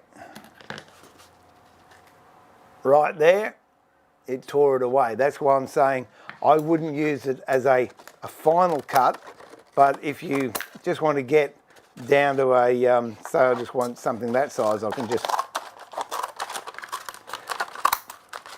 cut that, and then I've got the piece I want, I can then work with, and this stuff gets discarded, or in my case, oh, that'll go in the bin because it's a nasty little bit of jarrah. But if it was a nice piece, I'd put it in one of my boxes that I then use for marquetry down the track. Okay, I'll see if I've got a couple of bits of timber here, and I'll just show you how you can shoot a couple of edges. I find working with a knife is, for me, the easiest way of let me just, oh, what have we got there? Wait a minute, what have we got here? Oh, there you go. Using a knife is the best way, I find, for getting a nice straight edge, but you can also plane it if you want.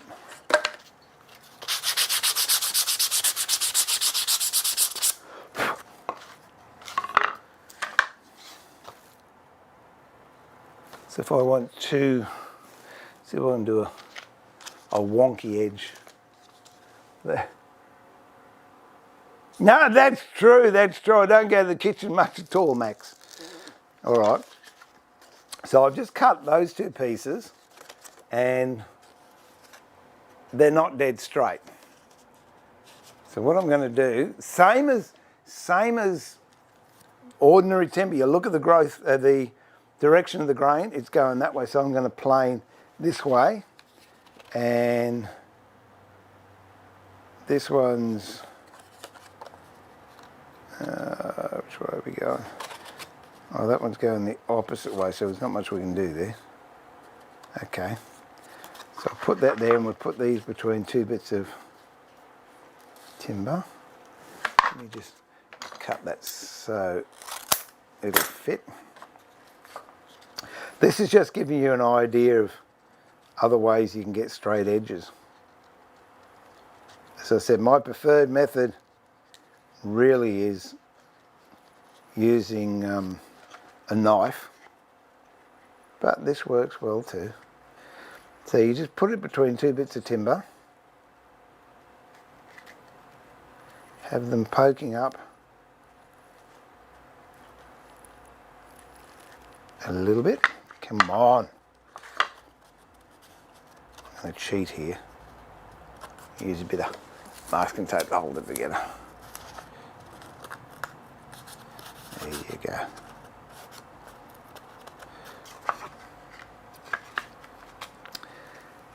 It depends how far out of whack they are, but have it about, I don't know, a millimetre or something above the whatever you're holding it in.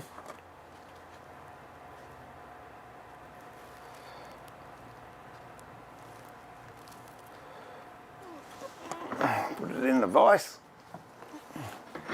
and just get a, oh, I might even use a block plane on that. It's sharp.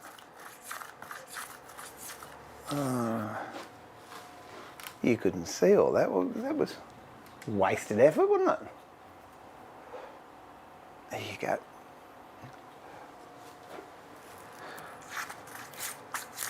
And then just plane away to your heart's content. I might just drop that down a bit lower.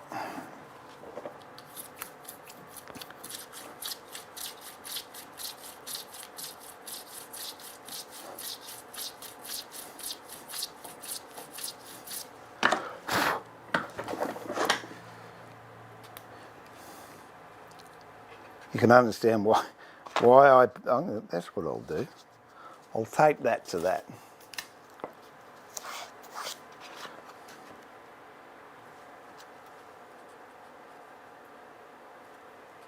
There you go.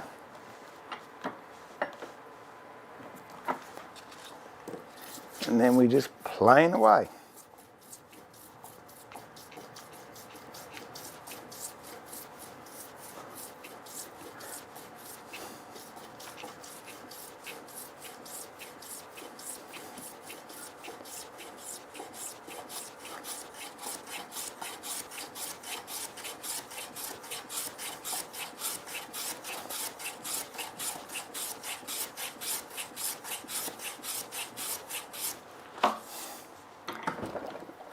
And then when you take those two pieces out,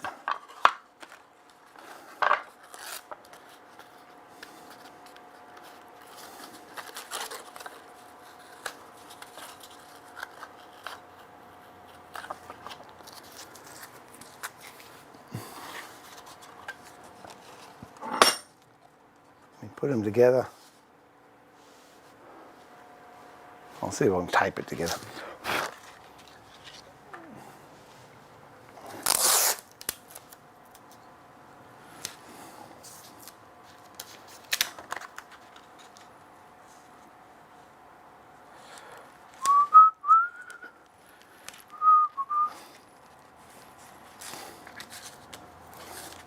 There you go.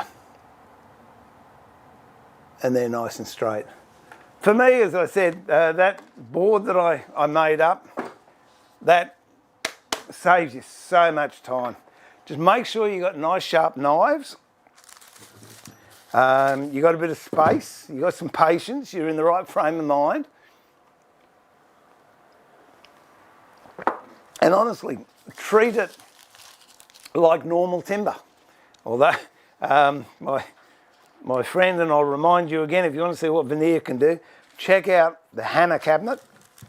And Jeff used to say to me, you know, veneer's great stuff, and you can do anything with it. You can put it through the thicknesser, you can put it over a jointer, you can plane it, you can sand it, you can put it through a drum sander. He said you can use a spoke shave, but don't remove any of it. But when you get used to it and you feel comfortable with it, it honestly is just like using real timber. A lot of people, I know in the olden days, I'm talking 1800s, 1700s, 1600s, veneer was 3mm thick, 1/8 of an inch, possibly even anything up to 1/4 of an inch, they called a veneer. And I do know people that will not touch what they call commercial veneers, which is what we're working in today, which is 1.6mm, 1.7mm veneers. I've got some ebony over there, and I think it's 1.5mm because it's a very expensive timber. To me, 3mm, 4mm, that's a solid plank as far as I'm concerned. But anyway, have some fun with it. Try it out.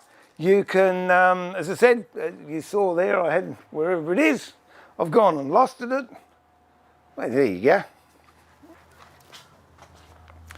Oh. By all means, go into Carbotech and have a look at their range of veneers, or grab a marquetry pack.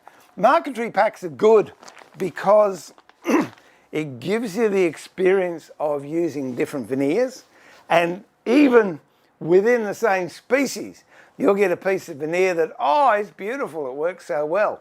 And you get another piece and it's an absolute not nice piece to work with. So it's good. It's good to experiment, to try. If you want to do some easy things, try a box top. Not necessarily the curvy ones I do, but I've got some just plain boxes, and then later on down the track we'll do some marquetry, and you can see what you can do there. Get a good quality plywood. Stay away from the really cheap, you know, $30 for a sheet stuff. The reason being, if you look at it, it's got thick laminations, and they're generally fast growing timber, which means it's not that stable. You will pay a lot for good stuff. I think I pay about $220 a sheet for the birch ply that I buy. The other good one is marine ply. That could be around $60 a sheet. But whatever you do to one side, remember you've got to do it to the other. It doesn't have to be the same veneer, but it does have to be veneered. When you're veneering on plywood, go 90 degrees to the face grain. When you're veneering on timber, go parallel to the grain. And where possible, you're veneering on timber, use quarter sawn. That's with the growth rings going perpendicular to the face you want to do. Randy, good night. Tomorrow in the shop, good day tomorrow. All good. Oh. Yeah, I'll be back on Woodworking Masterclass possibly this week. We've got a long weekend here and I'm doing some stuff with my son who's just come up. But I hope to see you there again too soon. Randy. And anyone else who's just left. Is that a special plane for veneer? No, that was just what was the question? No, that was just an ordinary block plane.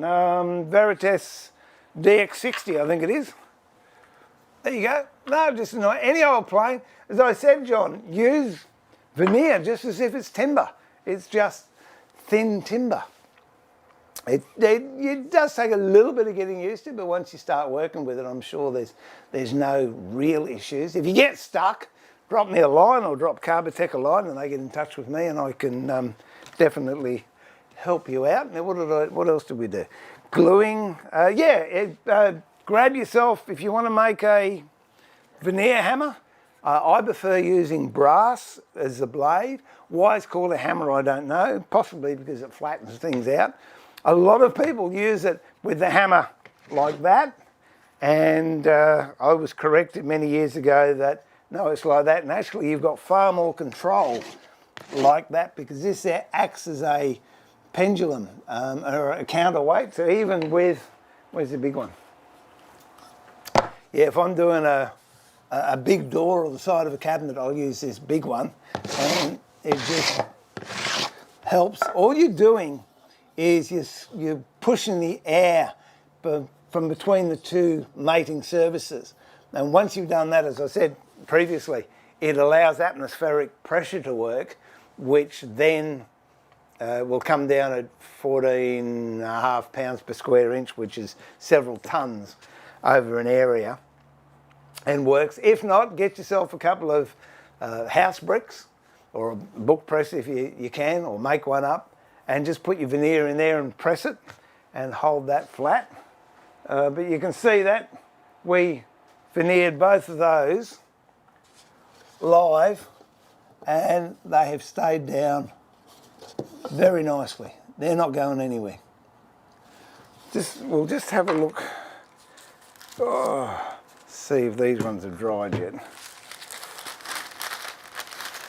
Okay, they're glued together now. No, not quite glued. That's the high glue one. Let's have a look at the one we did with tight bond.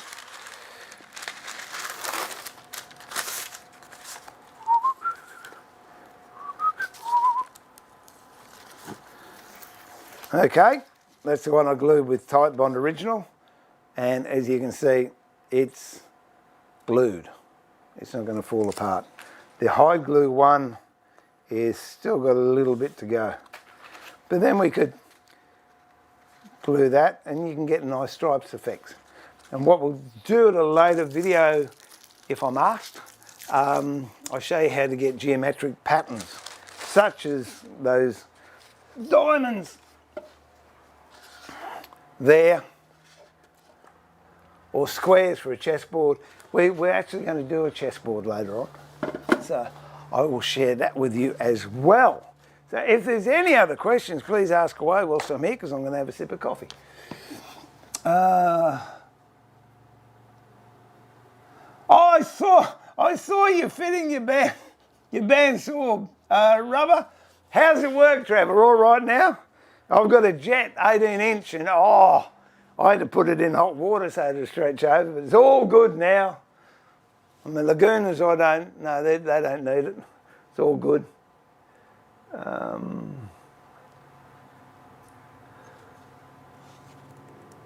Max knows I bought some kits on eBay that has little me stamping because, I stumped because it was beautiful. Send me a photo of it, Max. I'll have a look. Remember the pencil thing? Find the backbone of the timber and the way it bends easiest. This is very tough. It'll bend a little bit that way but it won't bend there at all. So I know that is the downside. Scribble pencil on it, and then you'll always know what side to put down. If you can't get a veneer hammer or you haven't got one, go and buy yourself a cork block, put a bit of plywood on it, and that will work well as a veneer hammer. I can't think of anything else.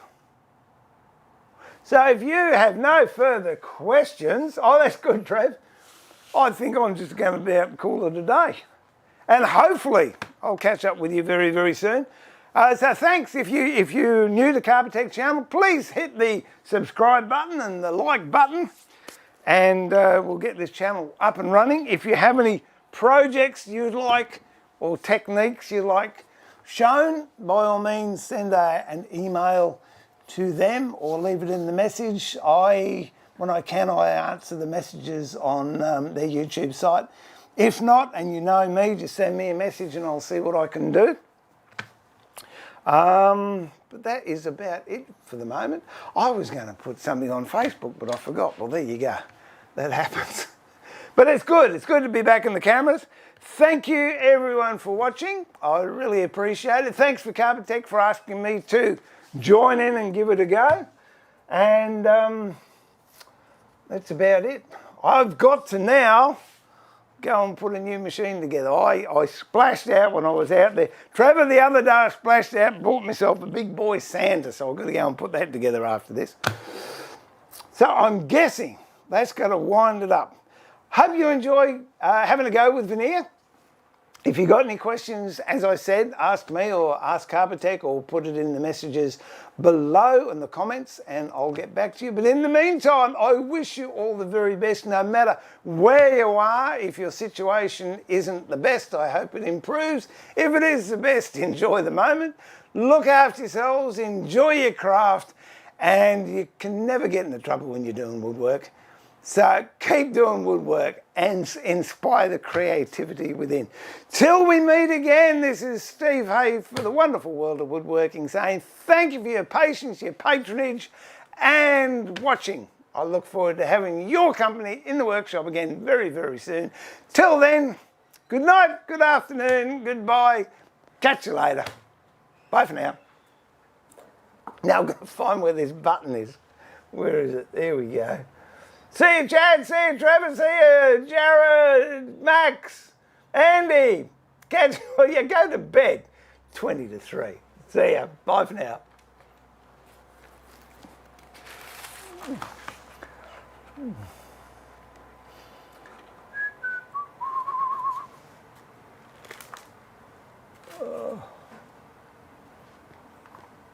Bye, Bo. You just snuck in there. See you, mate.